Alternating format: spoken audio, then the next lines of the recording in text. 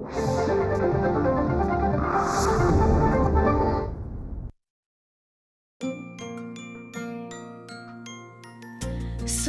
बोलती शब्दांशी शब्द पाहती रंग स्वरांचे रूप नवे साकारू नये मैत्र से हे शब्द सुरांचे मैत्र से हे शब्द सुरांचे.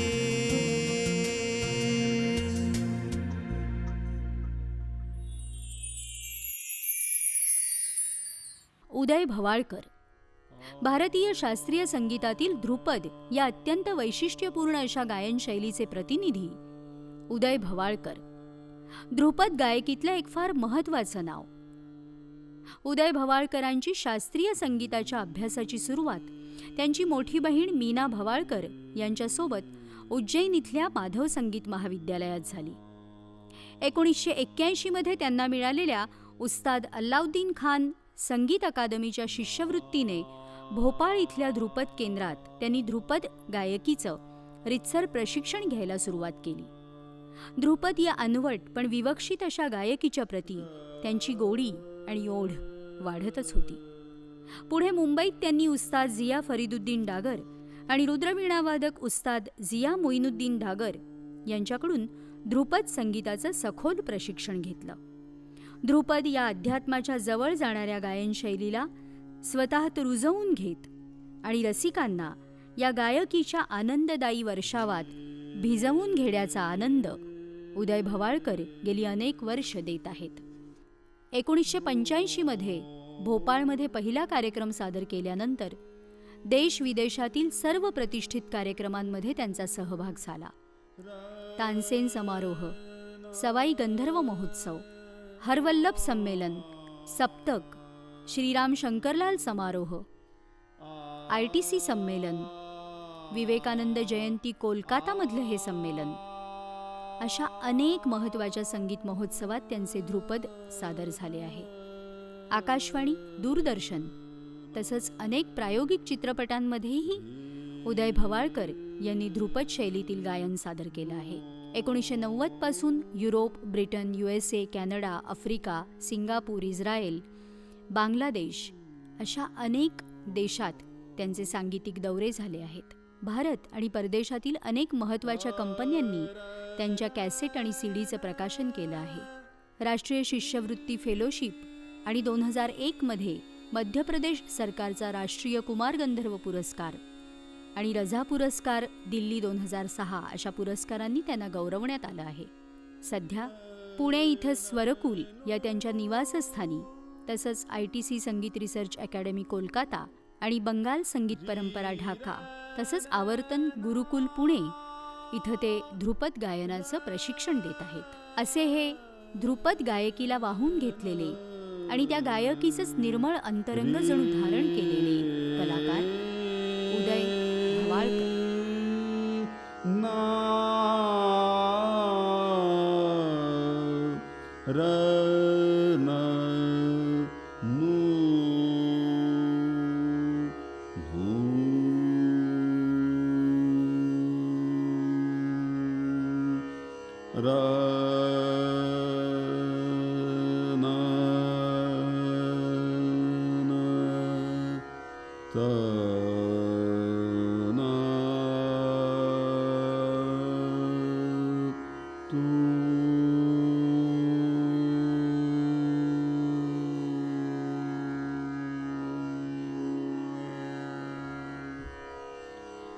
प्रथमनाद समुद्र प्रथमनाद समुद्र प्रथमनाद समुद्र प्रथमनाद समुद्र अपरंपार प्रथमनाद समुद्र प्रथमनाद समुद्र अपरंपार कीनहु न पायो कीनहु न पायो भेद विकट पार नाद समुद्र प्रथम नाद समुद्र प्रथम नाद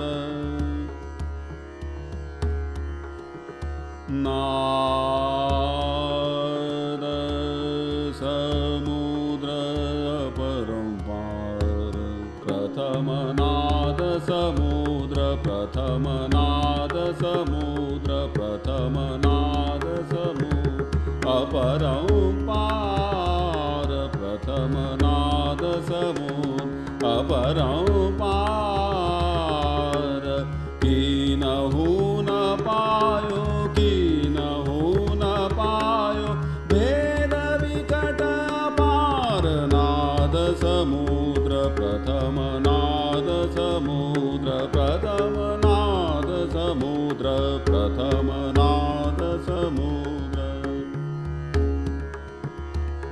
प्रथम नाद समुद्र परंपार प्रथम नाद समुद्र परंपार कीनहु न पायो भेद विकट अपार प्रथम नाद समुद्र प्रथम नाद प्रथम नाद समुद्र अपरंपार प्रथम नाद समुद्र अपरंपार कीनहु न पायो भेद विकट अपार प्रथम नाद समुद्र प्रथम नाद समुद्र अपरंपार कीनहु न पायो भेद विकट अपार प्रथम नाद समुद्र प्रथम नाद समुद्र अपरंपार कीनहु न पायो भेद विकट अपार प्रथम नाद समुद्र प्रथम नाद समुद्र अपरंपार कीनहु न पायो भेद विकट प्रथम नाद समुद्र प्रथम नाद समुद्र अपरंपार पार पार पार कीनहु न पायो भेद विकट अपार प्रथम नाद समुद्र प्रथम नाद समुद्र प्रथम नाद प्रथम नाद प्रथम नाद समुद्र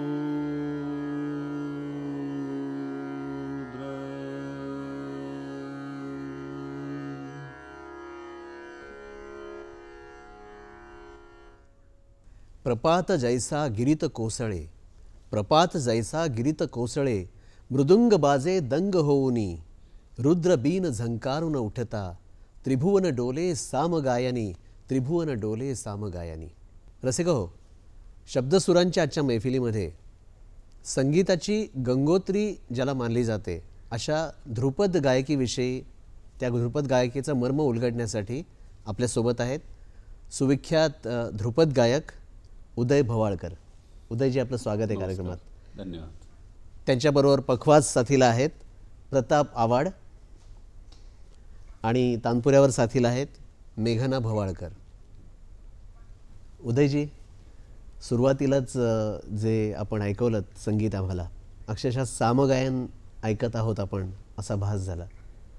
तर ही ध्रुपद गायकी आहे, तिचा उदय आणि त्याचा विकास कशा प्रकारे झाला याविषयी सुरुवातीला सांगा. मुळात ध्रुपद गायकी म्हणजे काय?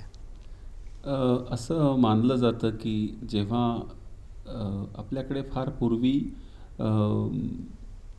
म्हणजे प्रत्येक गोष्ट प्रकृती प्रदत्त आहे, प्रकृतीतून सगळं आलेलं आहे.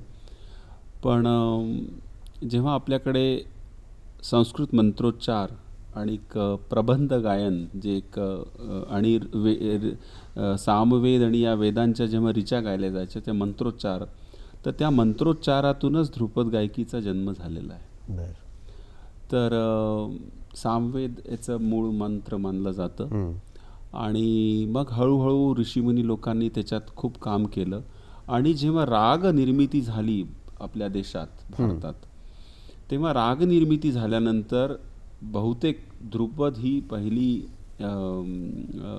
एक अभिजात संगीत ज्याला म्हणतो किंवा राग संगीताची जी सुरुवात तिथून मानली जाते. शैली आपण शैली म्हणूया हां, त्याची. ती तिथून मानली जाते. वा. आणि मग ह्या बंदिशी ज्या आहेत ध्रुपदाच्या, याच्यामध्ये ईश्वराचं वर्णन किंवा राजाचं वर्णन अशा जास्त बंदिशी आपल्याला दिसतात. त्याचं कारण काय? मुळात आपल्या संस्कृतीतच भक्तिप्रधान संस्कृती मानली गेली आहे. म्हणजे मी तर म्हणतो की कुठलाही एक माणूस व्यापारी पण असतो, तो पण आपलं दुकान सुरू करताना पहिले पूजा करतो. तर ती जी पूजा जी आहे हे आपलं एक फार मला असं वाटतं हे आपल्या रक्तात, आपल्या संस्कारांमध्ये रुजलेलं आहे. वा.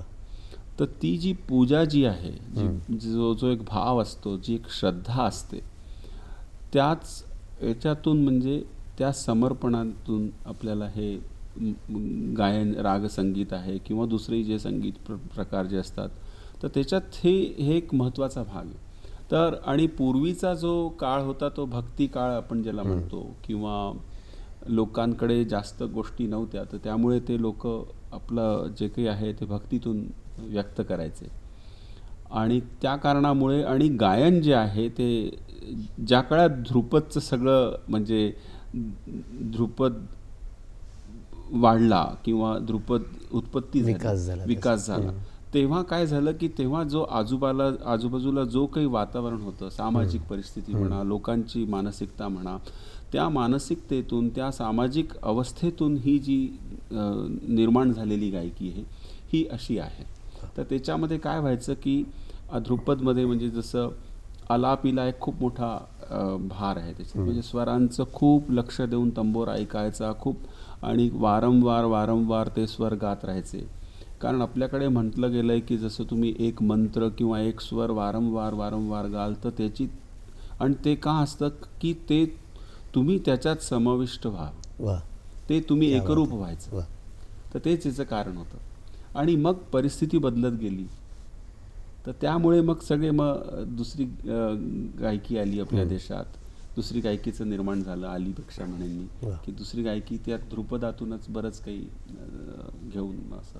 क्या बात आहे. स्वराची आराधना करता करता स्वरमय होऊन जाणं हे मर्म या गायकीचं तुम्ही सांगितलं. तुम्ही उज्जैनचे? हो. उज्जैनला कसे गेलात? उज्जैनला म्हणजे उज्जैनचाच आहे मी.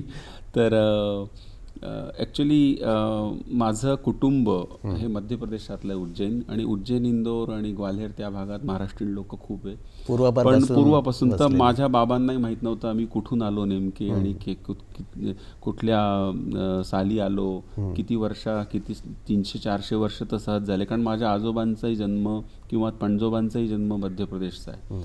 तर त्यामुळे. पण मग संगीत शिकण्यासाठी तुम्ही भोपाळला गेलात डागर बंधूंकडे. हो.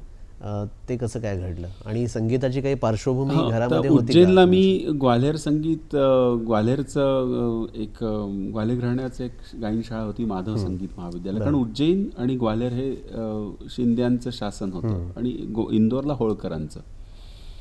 तर उज्जैनला असताना तिकडे माधव संगीत महाविद्यालय, माधवराव शिंदे यांच्या नावाने, तिथे मी 6-7 वर्ष शिकलो मी. म्हणजे तिथे मी माझा 75 ते 81 पर्यंत 6 वर्ष मी शिकलो. आणि मला गाण्यातली आवड होती, पण मला माहीत नव्हतं की मला कुठली पद्धत शिकायची, कुठलं घराणं शिकायचं, कुठल्या गायकाकडे शिकायचं, असं काही माहीत नव्हतं. मी ते ख्याल असो की ते शाळेत तयार केलेले ध्रुपद असो किंवा मराठी काही अभंग भजन किंवा फिल्म सॉंग्स बरं. असं सगळं इक्वल इंटरेस्टनी मी म्हणायचो. मला सगळे मी असं बस गाणं आवडायचं मला. तर माझे आईवडील कधी कधी सांगायचे की तुला कोणी चांगला गुरु भेटेल तर मी तुला पाठवू त्याच्याकडे शिकायला. पण हे सगळे असे स्वप्नातल्या गोष्टी होत्या ॲक्च्युली. हे सगळे असे त्याला काही यथार्थ रूप मिळणार हे कोणालाच माहीत नव्हतं. आणि मग एक दिवशी मी मध्य प्रदेशाचा एक न्यूजपेपर आहे नई दुनिया, बरं. ते वाचत होतो मी. आणि त्याच्यात एकदम अचानक मला ही एक जाहिरात दिसली की भोपाळला मध्य प्रदेश शासनाने तेव्हा काय केलं, कारण काय झालं की मागच्या 150-200 वर्षापासून आपल्याकडे ख्याल गायकी, सतार, तबला, हार्मोनियम हे लोकप्रिय झालेले वाद्य किंवा गायन प्रकार. पण लोक ध्रुपद गायकी विसरले होते, वीणा विसरले होते, पखवाज विसरले होते, सारंगी फार कमी लोक करायचे, टप्पा गायकी कमी करायचे. तर असे ह्या 5-6 वेगळ्या वेगळ्या आर्ट फॉर्म्सला त्यांनी विचार केला की ह्यांचं संवर्धन व्हावं, हे पुढे वाढावे, लोकांनी शिकावं, याच्यासाठी त्यांनी प्रयत्न केले. बरं. आणि मी ही जाहिरात वाचली ध्रुपद शिकायचं. तर म्हटलं चला आपण जाऊया शिकायला. ते तेव्हा असं मनात काही नव्हतं की ध्रुपद काय किंवा कसं शिकायचं, बस गाणं शिकायचं हीच एक संकल्पना होती. तर मी ती गोष्ट परत रिपीट करू इच्छित आहे. मला एकदा लंडनमध्ये विचारलं होतं, so you didn't choose Dhrupad chooses you. तर म्हटलं yes, that's the perfect word. कारण मी स्वतः असं काही मला हेच शिकायचं असं काही नव्हतं. ध्रुपदानी मला बोलवलं आणि मी ते करायचा प्रयत्न करतो. ध्रुपदानी तुम्हाला ध्रुपदापाशी आणून ठेवलं असं बरोबर, म्हणता येईल नाही का? खरंय. कारण ध्रुपदाचा अर्थच मुळात तो हो, आहे हो, की मूलस्थान. बरोबर. मग डागर बंधूंकडे तुम्ही काय आणि कसं शिकलात, किती वर्ष डागर शिकलात? बंधू हे 8 भाऊ आहेत असे, हे सगळे सख्खे चुलत वगैरे असे मिळून. तर माझे जे 2 गुरु जे आहेत ते उस्ताद जिया फरीदुद्दीन डागर जे गायक होते, गायचे, आणि उस्ताद जिया मोहिउद्दीन डागर ते वीणा वाजवायचे. बरं. पण ते उत्तम गायकही होते, पण बाहेर लोकांमध्ये कार्यक्रमात ते वीणाच वाजवायचे. तर त्यांच्या दोघांकडे मग मी भोपाळला 81 ते 85 तिथे मला 4 वर्ष स्कॉलरशिप मिळाली. मग मला असं वाटलं ते 4 वर्ष फार अपुरे होते. अच्छा. तर मी आमच्या उस्तादांना मी सांगितलं की गुरुजी मला तुमच्याकडे येऊन शिकायचं. ते बोलले की बेटे 4 महिने तू वाट बघ, कारण आमचं पनवेलला गुरुकुल बनतं आहे, मग ते झाल्यावर मी तुला फोन करतो, मग तू ये. तर मी 4 महिने उज्जैनला राहिलो घरी आईबाबांबरोबर. आणि मग 86 साली त्यांचं ते गुरुकुल तयार झालं पनवेलला. पनवेलला. आणि मी जुलै 86 पनवेलला आलो. तर 81 ते 85 भोपाळला होतो. आणि मग 4-5 महिने मी उज्जैनला राहिलो. मग पनवेलला येऊन मग मी तिथे अजून शिकलो, कारण मला 4 वर्ष अपुरे वाटले. मग मी इकडे आल्यावरती त्यांच्याकडे दोघांकडे मी शिकत राहिलो. आणि माझे मोठे गुरुजी जसं मी सांगितलं ते वीणा वाजवायचे, पण ते उत्तम गायक होते. ते गाऊनही अनेक चीजा अशा शिकवायचे. आणि मग त्यांच्याकडे अशी तालीम सुरू राहिली. आणि मेन म्हणजे काय झालं की आम्हाला स्वरांवर थांबून स्वरांचा अभ्यास खूप वेळ करावा आहे. कारण आमचे गुरुजी असं म्हणायचे की जोपर्यंत तुम्ही स्वरावर थांबून त्याचा सखोल विचार करणार नाही तोपर्यंत तुम्ही त्या स्वराशी संवाद स्थापित करू शकत नाही. क्या बात आहे. जसं आपण माणसाला असं 1-2दा बघितलं पण नाही ओळखत, जेव्हा आपण खूप वेळा भेटतो, खूप वेळा त्याच्याशी बोलतो, तेव्हा त्याची आपली ओळख होऊ लागते काही वर्षानंतर. तर तसेच काही वर्ष लागतात स्वर समजायला. आणि हा नेहमी हा अनंतचा प्रवास आहे. याच्यामध्ये कधी असं वाटत नाही की अरे हे आलंय. इनफॅक्ट जेवढं करत राहतो तेवढं वाटतं अरे अजून किती करायचं आहे आपल्याला, किती अजून याच्यात अथांग आहे ते. अथांग आहे. आणि हीच याची जादू आहे, हीच याची किमया आहे. आणि हेच भाव तुम्हाला नेहमी काहीतरी नवीन शोधात आणतात. आणि नेहमी तुम्हाला असं वाटतं की यार मला खूप करायचं आहे. मैत्र से हे शब्द सुरांचे.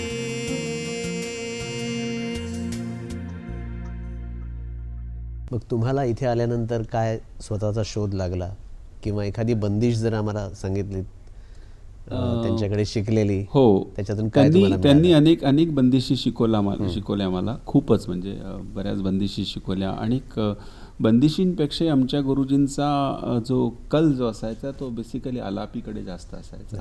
आणि रागाचं पूर्ण एक चित्रण जे आलापीतून उभं करायचे त्याच्याकडे आमचा जास्त कल असायचा. काही ध्रुपदच्या काही घराण्यांमध्ये बंदिशीला खूप महत्त्व आहे. आमच्याकडे बंदिशीला महत्त्व आहे असं नाही आहे, पण मी जे माझ्या 2 गुरूंकडे शिकलो ते आलापीमध्ये जास्त आम्हाला हे तालीम मिळाली. तर अशा अनेक बंदिशी. पण आत्ता मी तुम्हाला एक जसं आपल्याकडे भक्तीच्या बंदिशी आहे तसं संगीतशास्त्रबद्दल किंवा नाद किंवा साधना याच्याबद्दल एक बंदिश आहे. ती मी म्हणतो राग जोगमध्ये. ती तीव्रा तालमध्ये आहे. तीव्रा ताल म्हणजे जसं आता सगळे लोक तबला ओळखतात, तर तबल्यामध्ये रूपक आहे. तर जसं रूपक जातो 1 2 3 4 5 6 7, तसंच तीव्राही जातो 1 2 3 4 5 6 7. ती बंदिश म्हणतो. नाद भेद सोन्यारो भेद सोन्यारो कर दिखलावे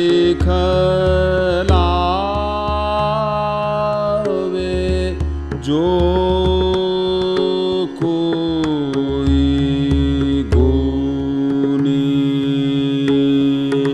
तव हम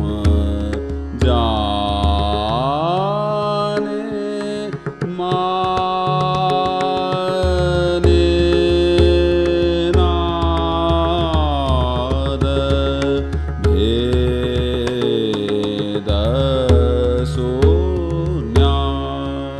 आता याच्यात काय की हाताने ताल ठेवणं फार महत्त्वाचं असतं. कारण मी जे गातो आता ह्याच्यात आम्ही ह्याला उपज म्हणतो. आणि उपज म्हणजे काय की आत्ता इथे घडलेलं आणि कुठूनही सुरू होऊ शकतो. नाद भेद सोन्यारो कर दिखलावे भेद सोन्या. नाद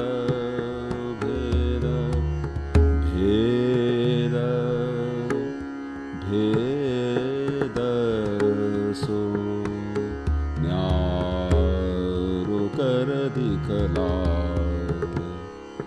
नाद भेद सोन्यारो कर दिखलावे जो कोई गुनी तव हम जाने माने भेद सोन्या.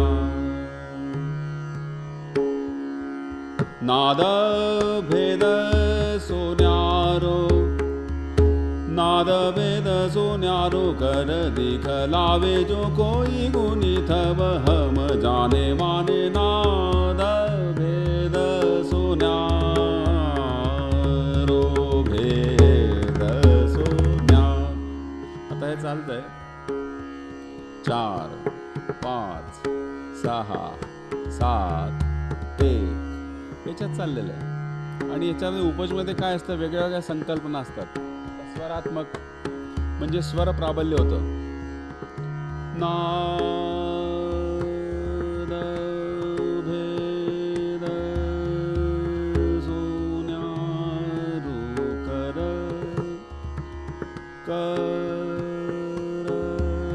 दिखलावे जो कोई गुनी भेद सोन्या.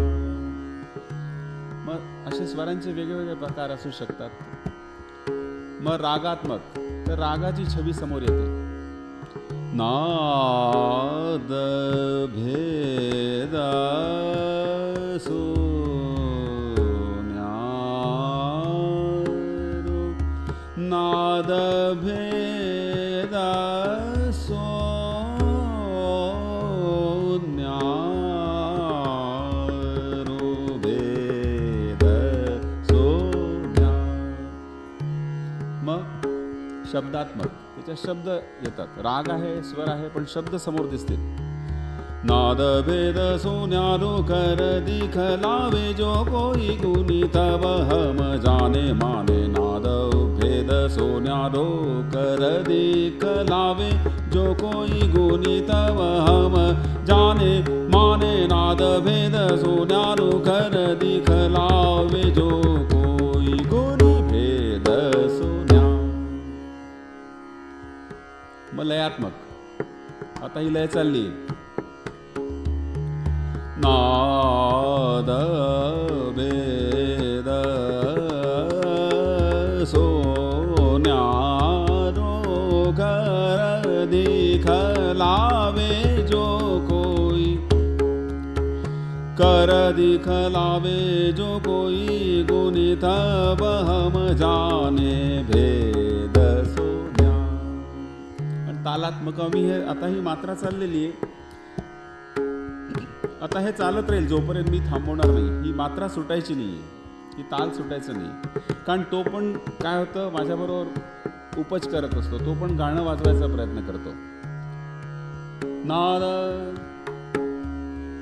भेद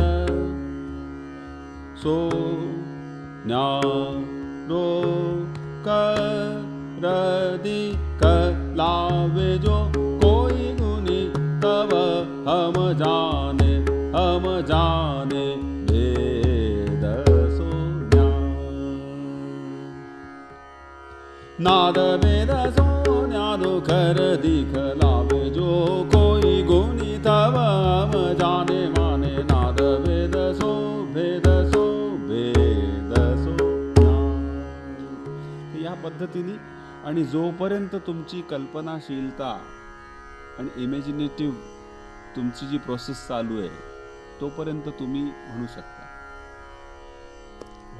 म्हणजे अशा पद्धतीने एक राग किंवा एक बंदिश हो अनंत काळ हो. आम्ही अनेकदा गाता म्हणजे येऊ शकते. गुरुजींकडे असं अर्ध्या पाऊण तासात मला आठवत नाहीये एक राग असं 2-2, 3-3 तास चालायचं आणि खूप त्याच्यात बारकावाने ते शिकवायचे. आणि मग याच्यामध्ये काय होतं, तंबोऱ्यावर गातोय तर ते कधी कधी काय व्हायचं की मी गंधार लावली, ते बोलते तू गंधार तुझी बरोबर पण या रागाची नाहीये, मध्यम तुझा बरोबर पण पाय हा राग नाहीये.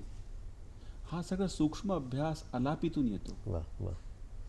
स्वरांचं जे एक मोठं दर्शन जे आहे हे आलापीतून तुम्हाला दिसतं. त्याच्यात आणखीन तुम्ही एक मध्ये सांगितलं की मृदुंग पण गात असतो. हो हो हो ही फार सुंदर हो संकल्पना हो आहे. हो हो. आता ह्या ध्रुपद कारण गायकीमध्ये काय असतं शेवटी तो मृदंग वादक असो की तबला वादक असो, संगत साथ संगत त्यालाच म्हणतात की त्याचं वाद्य ते वाजलं पाहिजे, ते गाणं निघालं पाहिजे त्याच्यात. क्या बात आहे. वा वा. तेच नाही तर हे आपलं काहीतरी सोलोचे पीस वाजवतील किंवा फक्त अख्खा खडा ताल देतील किंवा तर खडा ताल तर ते मजा नाही येत. म्हणूनच तर त्याला ठेका म्हणतो. की काय होतं ठेक्यामध्ये मग ते सांगीतिक सगळे मूल्य गाणाऱ्याचे आणि ते एक मापक त्याला ते मिळतं. वा. ध्रुपद गायकीमध्ये 4 अंग किंवा 4 भाग मानले जातात, तर त्याविषयी जरा आम्हाला सांगा ना. ध्रुपद बंदिशींमध्ये स्थायी, अंतरा, अभोग, संचारी किंवा संचारी अभोग त्याला असं म्हणतात. हे 4 मुख्य भाग मानले जातात. तर काही लोकांचं असं म्हणणं आहे की आणि हे 4 बंदिशीचे वेगळे वेगळे प्रकार आहे. म्हणजे बंदिशीतले प्रकार आहेत. बंदिशीतले जसं स्थायी वेगळी असते. स्थायीमध्ये काय असतं, रागाचं तुम्ही एक स्वरूप त्या स्थायीतून मांडता. म्हणजे त्याच्यातून मध्य सप्तकाचे स्वर, थोडे खालचे स्वर असे घेऊन ती स्थायी निर्मित होते. मग अंतरामध्ये वरचा सा, पहिला सा कसा लावायचा आहे तो महत्त्वाचा असतो. आता उदाहरणार्थात सा रे ग मदनी मदनी सा, हा यमनचा सा म्हणजे हा अंतरा नाही आहे. प प म ग मदनी र प सा, प प सा हा यमनचा म्हणजे असा तो अंतरा. तर अंतरा एक गायची पद्धत असते. ते आलापीमध्ये पण होतं आणि बंदिशीमध्ये पण होतं.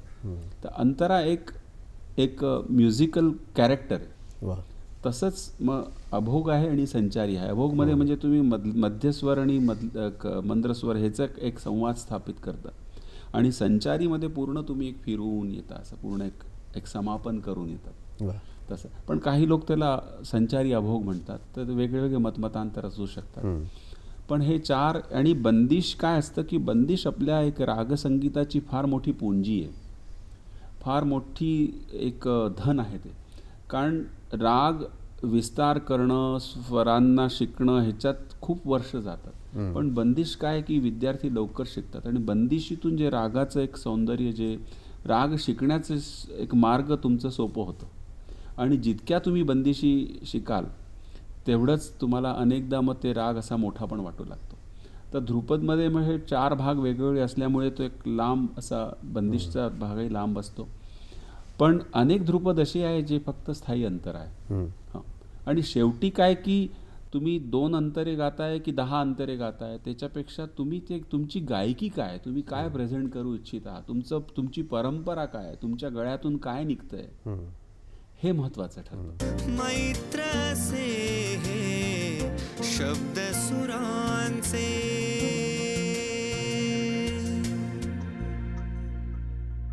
ध्रुपदामधल्या ज्या बंदिशी आहेत किंवा त्यातलं काव्य किंवा त्याचे शब्द, याच्याविषयी काय सांगाल आणि त्याच्यातून रागाचं स्वरूप कसं उलगडलं जातं?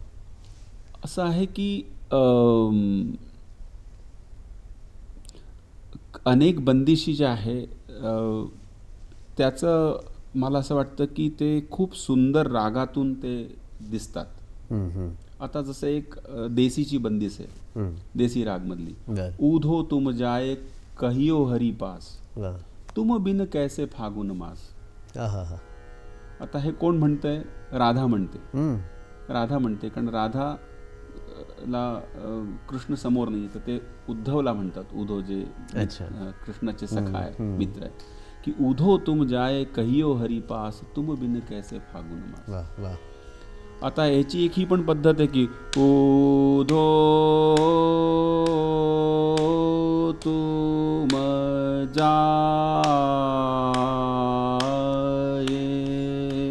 एक ही पण पद्धत आहे. पण आमचे गुरुजी सांगायचे की मात्रा सोडून गायचे. उधो तुम, आता तो उधो समोर उभा आहे तर उधो तुम जाए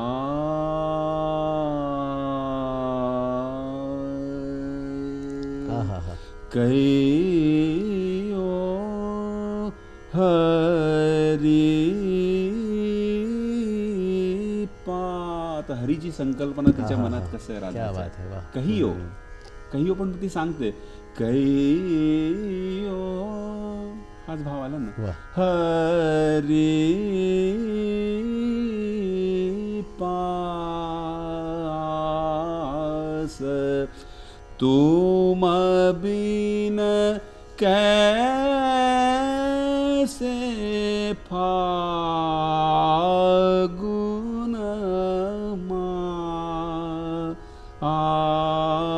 मास, उधो तुम जाए.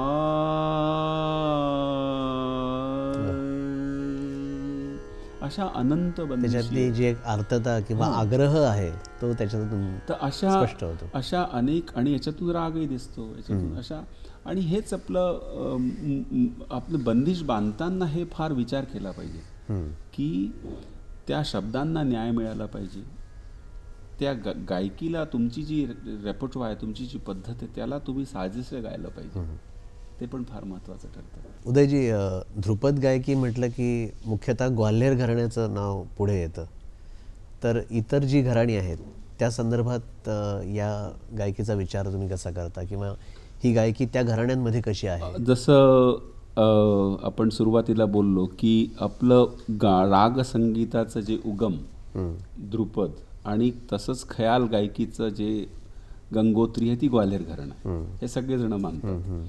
तर ग्वाल्हेर आणि ध्रुपदचं, कारण ध्रुपदातूनच हे अनेक लोकांचं असं म्हणणं आहे की ध्रुपदलाच थोडंसं त्यांनी म्हणजे असा एक रूप मानला गेला आहे की आपल्याकडे जेव्हा सुफी लोक आले ते कव्वालीचा एक प्रकार घेऊन आले होते. तर कव्वालीच्या आकारच्या ताना आणि ध्रुपदाचं सगळं ते विस्तार आणि धीर गंभीर किंवा रागाला मोठं करून बघणं, हे जे एक जो वैशिष्ट्य आहे ध्रुपदचं, ते दोघांना मिळून असं खयाल बनलं.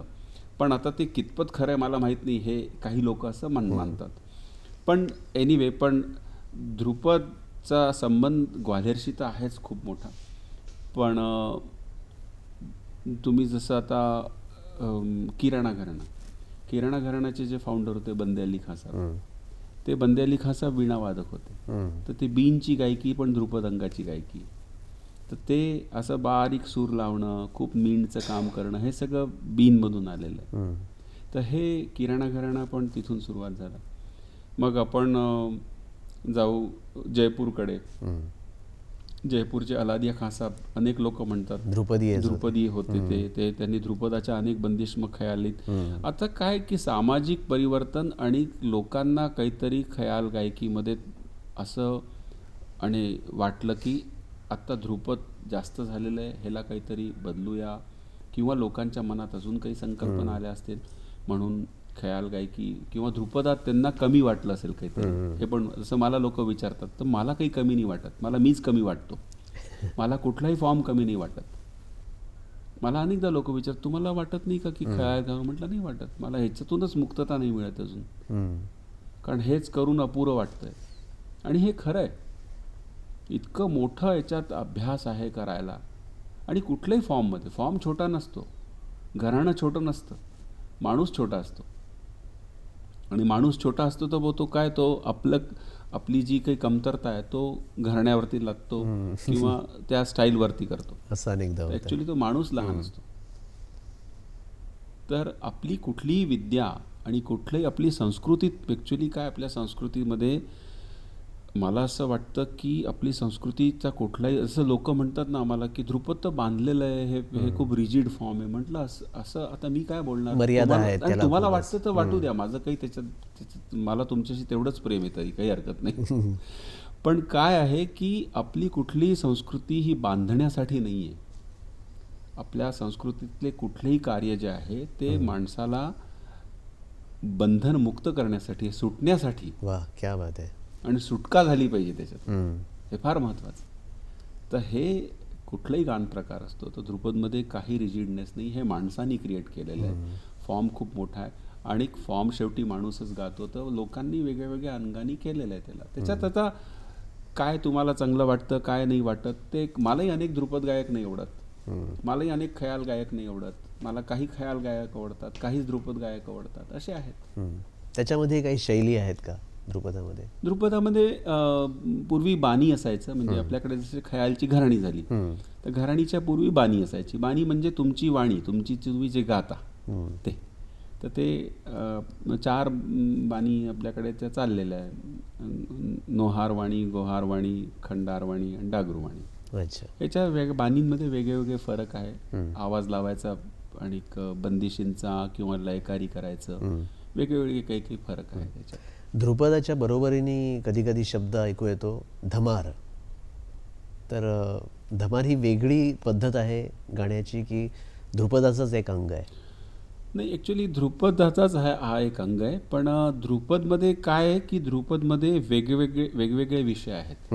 म्हणजे अगदी भक्तीचे भरपूर बंदिशे आहेत, मग तत्त्वज्ञानाच्या बंदिशे आहेत, जे लाईफ आणि फिलॉसॉफीबद्दल सांगतात, किंवा ऋतूंवरती वेगळ्या ऋतूंच्या वरती बंदिश आहेत, किंवा राग संगीत ह्याचं शास्त्र सांगणाऱ्या बंदिश, किंवा रागसंगीत आणि तत्वज्ञान ह्याचं बरोबर कॉम्बिनेशन करून घेणाऱ्या अशा बंदिशे आहेत. राजाच्या स्तुतीच्या बंदिशे आहेत. असे 4, 5, 6 विषय आहेत. आणि धमारमध्ये फक्त एकच विषय असतो, तो आहे होरी, रंगाचं वर्णन, शृंगार. आणि तर त्याच्यात तोच आहे. पण काही धमार असे आढळतात की त्याच्यात फक्त शृंगारचा वर्णन, त्याच्यात होरी शब्द किंवा अबीर गुलाल शब्द पण आलेला नाहीये. पण मेजॉरिटी धमारमध्ये होरी आणि अबीर गुलाल हे शब्द असतातच. धमारची एखादी झलक होऊन जाऊ द्या. अबीर गुलाल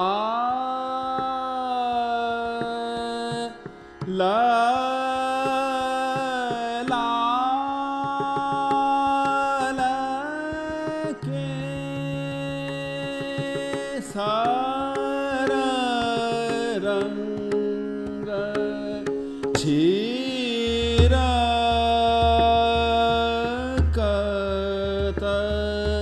ब्रिजतियन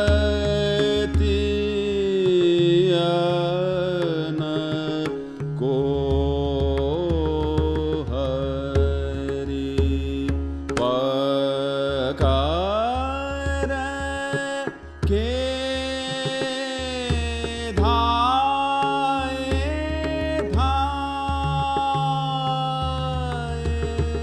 अबीर गुलाल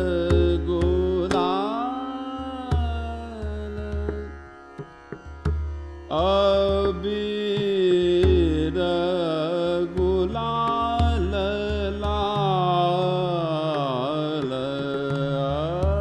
अबीर गुलाल अबीर गुलाल गुलाल लाल अबीर गुलाल अबीर गुलाल लाल केसर रंग चिरकत ब्रिजतियन को अबीर गुलाल अबीर गुलाल गुलाल अबीर गुलाल लाल केसर रंग चिरकत ब्रिजतियन को अबीर गुलाल गुलाल लाल गुलाल लाल केसर रंग छिरकत केसर रंग छिरकत ब्रिजतियन को हरि पकड़ के धाये धाये अबीर गुलाल गुलाल अबीर गुलाल.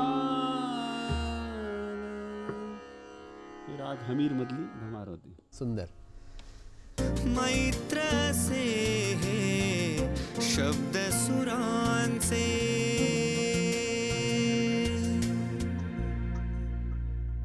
उदयजी, आणखीन एक छोटासा आक्षेप घेतला जातो या गायकीवरती की याच्यामध्ये जास्तीत जास्त गाणारे म्हणजे पुरुषच असतात.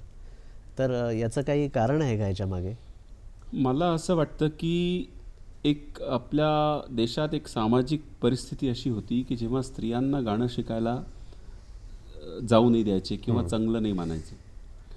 आणि मला असं मी ऐकून आहे आणि मी की इव्हन जसं मोगूबाई कुर्डीकर झाल्या किंवा हिराबाई बडोदेकर किंवा त्यांचे सिनियर जे लोक होते त्यांना त्यात लपून लपून गाणं शिकायला जायचे. तर तोपर्यंत ध्रुपद तर फार कमी झालं होतं. तर त्यामुळे मग ध्रुपदच्या गायिका आल्या नाही पुढे समोर. आणि मग काही घराण्यांमध्ये हे पण झालं की नाही हे फक्त पुरुषच गाईल असं पण झालं. एक मर्दानगी गायकी म्हणजे त्याला आणि काही लोकांनी त्याला मानलं की ध्रुपद म्हणजे फार जोराने आणि मर्दाने गायचं तरच हे ध्रुपद होईल. पण हा समज खरा आहे का? म्हणजे काय याच्यामध्ये काही लोकांमध्ये हा समज आहे, तर त्याला मी काही नाही करू शकत. म्हणजे आहे तो समज. उदयजी, ध्रुपद गायकीच्या प्रचारासाठी आणि प्रसारासाठी तुम्ही सातत्याने प्रयत्नशील असता. विशेषतः युरोपियन देशांमध्ये तुम्ही अनेक उपक्रम या बाबतीत केलेत. तर त्याविषयी आम्हाला जाणून घ्यायला आवडेल. ॲक्च्युली माझी म्हणजे मी कार्यक्रम द्यायला 85 पासून सुरुवात केलं. आणि पण माझे जे पहिले आधीचे जे कार्यक्रम झाले सुरुवातीचे ते 90 सालापासून युरोपमध्ये जास्त झाले. आणि मला युरोपमध्ये ॲम्स्टरडम वर्ल्ड म्युझिक स्कूल आणि रॉटरडम कन्झर्वेटरीमध्ये मला त्यांनी शिकवायला बोलवलं होतं. 1.5 वर्ष मी तिकडे राहिलो. मला ते सारखं म्हणत होते, सगळे जण खुश होते, डायरेक्टर्स, कलिग्स आणि स्टुडंट्स सगळे फार खुश होते. पण मला परत यायचं होतं, तर मी परत आलो आणि तिथे मी शिकवायला सुरुवात केली. मग हळूहळू मग मी युरोपच्या दुसऱ्या देशांमध्ये पण मी वर्कशॉप वगैरे घ्यायला जाऊ लागलो. दरवर्षी काही कार्यक्रम होऊ लागले. असं खूप झालं आणि मग ते आता मी ते सतत करत आलोय मागच्या 30-32 वर्षापासून. त्यातून काही संस्था सुद्धा निर्माण हां, झाल्या मग तिकडे. काय झालं की लंडनला मी मागे 20 वर्ष जातोय आणि लंडनला आमचेच एक सगळ्या शिष्यवर्गांनी मिळून ध्रुपद म्युझिक सोसायटी तिकडे फॉर्म केलेली वा. आणि ते खूप चांगलं काम करतात तिकडे आणि माझे विद्यार्थ्यांची संख्याही खूप वाढत चालली आहे तिकडे पण. आणि शिवाय अमेरिकेतही एक संस्था झालेली ध्रुपदासाठी आणि अमेरिकेत म्हणजे दुसरे पण सगळे ऑर्गनायझर्स बोलवतात कार्यक्रमासाठी. म्हणजे थोडीशी मागे पडत चाललेली गायकी पुन्हा त्याला नव्याने उजाळा आणि मला मिळतोय असं आनंद म्हणावं याचा आहे लागेल. की परदेशात तर ऐकायचेच लोक पूर्वी पण म्हणजे 70s 80s मध्ये ते ऐकायचे ध्रुपद, पण आता भारतात प्रत्येक ठिकाणी ते कार्यक्रम होतात ते आणि बोलवतात ते लोकांना आवडतं ते आणि लोकांना शिकायचं पण आहे. म्हणजे ऑलमोस्ट मला आठवड्यातून 1-2 फोन असतातच की आम्हाला शिकायला यायचंय. याकडे त्यांचा बघण्याचा दृष्टिकोन काय असतो की हा भारतीय संगीताचा एक मूल स्रोत आहे अशा दृष्टीने बघतात? नाही, असं नाही बघत ते कोणी. कारण काय की शेवटी तुम्हाला काय आवडतं आणि काय करायची इच्छा आहे तर ते काहीतरी त्यांना त्याच्यात भावतं, त्यांना आवडतं म्हणून ते लोक वळतात. आणि तुमच्या या उपक्रमांचं, तुमच्या या प्रयत्नांचं अनेक दिग्गजांनी पण कौतुक केलेलं आहे. सगळ्या मोठे कलाकारांचे आशीर्वाद आहे. सर्वच म्हणजे जितके पण मोठे मोठे कलाकार सगळ्यांचे नावं नाही घेतात आम्ही, पण अनेक लोकांनी मला आशीर्वाद दिला आहे आणि त्यांच्या आशीर्वादाने सगळं छान होतं पुढे. पण अशी एखादी संस्मरणीय लक्षात राहिलेली आठवण सांगता येईल? नाही, आता म्हणजे आमचे सर्वात म्हणजे आठवण मला सांगायचं आहे की 1987 साली मी असं गात होतो आणि मग आमचे गुरुजी आणि आमचे गुरूंचे मोठे भाऊ नासिर अमीनुद्दीन डागर ज्यांनी सर्वात आधी डागर बंधू नावांनी जे अर्ली 50-60s मध्ये ज्यांनी प्रोग्राम गाजवले देशात परदेशात, ते समोर बसलेले होते आणि मला मग गोल्ड मेडल त्यांनी, ते खूप खुश झाले. मी फार यंग होतो तेव्हा. मग 89 साली मी तानसेन समारोहमध्ये गायलो, तिथेही मोठे मोठे लोकांनी मला आशीर्वाद दिला.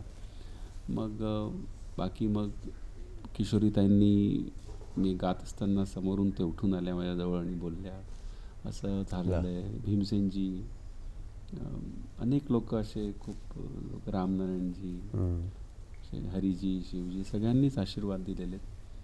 गंगूबाई हंगलांनी मला फोन केला की सवाईमध्ये की बोलले, बेटा मी तुझं ऐकलं, तू आता ये तिकडे गायला हुबळीला. असे अनेक प्रसंग घडलेले आहेत. आता खूप आठवत नाही मला, पण खूप असे प्रसंग झालेले आहेत आणि सर्वांचा आशीर्वाद आहे. आणि या मोठ्या लोकांकडे मी जेव्हा ऐकतो त्यांना तर असंच वाटतं की या लोकांनी कुठल्या लेवलवरती साधना केली असेल की जे ह्यांना आज एक ते दैवत्व मिळालं आहे त्याच्यात. तर हा एक नेहमी एक शोध चालू असतो मनात. आणि आगामी काळात काय तुमचा आणखीन प्रयत्न असणार आहे या संदर्भात? आता आगामी म्हणजे माझं काय झालं की ध्रुपदाची परंपरा पुढे वाढावी, पोरांनी शिकावं, मुलांनी शिकावं, त्यासाठी मी एक स्वरकुल उभारतोय पुण्याला. बावधन, एक जो बावधन एरियामध्ये. नावही सुंदर दिलेत, स्वरकुल. स्वरकुल, हो हो, स्वरकुल नाव दिलं. तर तिथे असं मी घर बनवतोय की जिथे 5-6 विद्यार्थी एका वेळी राहून शिकू शकतील आणि ते गुरु शिष्य परंपराने की सकाळी आपली साधना सुरू करायची, असं पूर्ण वेळ त्याच्यात द्यायचा, असा माझा प्रयत्न आहे. बघू आता काय होतं. तुमच्या या प्रयत्नांना दूरदर्शनच्या सर्व प्रेक्षकांतर्फे, दूरदर्शनतर्फे मी शुभेच्छा व्यक्त करतो. खूप धन्यवाद. आणि या मैफिलीची सांगता अर्थातच तुमच्या सुरांनीच व्हावी अशी धन्यवाद, इच्छा आहे. धन्यवाद. मी एक छोटीशी बंदिश मी भैरवीमध्ये म्हणतो.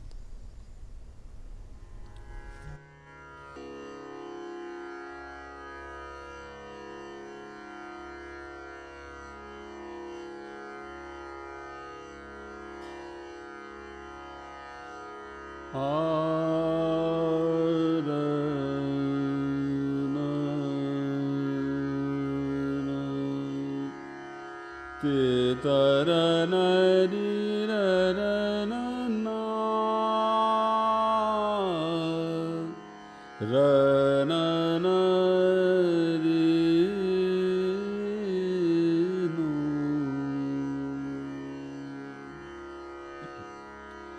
ज्ञानमदमात्मविद्या ज्ञानमद माते ज्ञानमद माते ज्ञानमद माते जे नर निसदीन जे नर निसदीन तिनको कबहून होत कुमारी ज्ञानमद माते ज्ञानमद माते ज्ञान